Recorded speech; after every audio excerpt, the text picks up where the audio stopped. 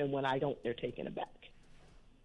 That's deep, because you're right. I mean, and it's deep. So, whew.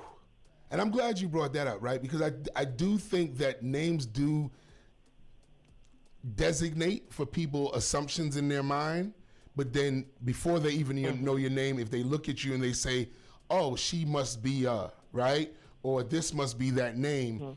But I guess my question, and also to the other listeners, like, when your parents named you, right, the sincerity of them naming you as a child, was it something that you felt was their responsibility to think generations ahead when you had to now all of a sudden get a job, or if you have nappy hair versus straight hair, or if you're light skin versus dark skin? Like, do you think that part of parenting was a responsibility? Because I didn't think it. I just love the way Ethan Edwards flowed, right?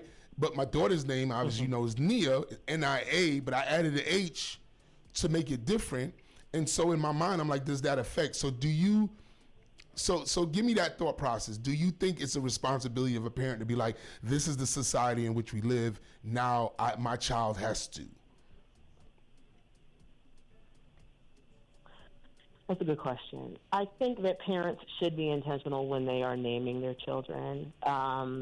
There is a school of thought that having a certain type of name could mean that you would not be hired. And so, right, wrong, or whatever, we live in the society that we live in. I think parents have a responsibility to name their child names that have meaning, that are beautiful to them. And if they think that there's a chance that it would cause hardship for them down the line, I think that's something that they need to take into account.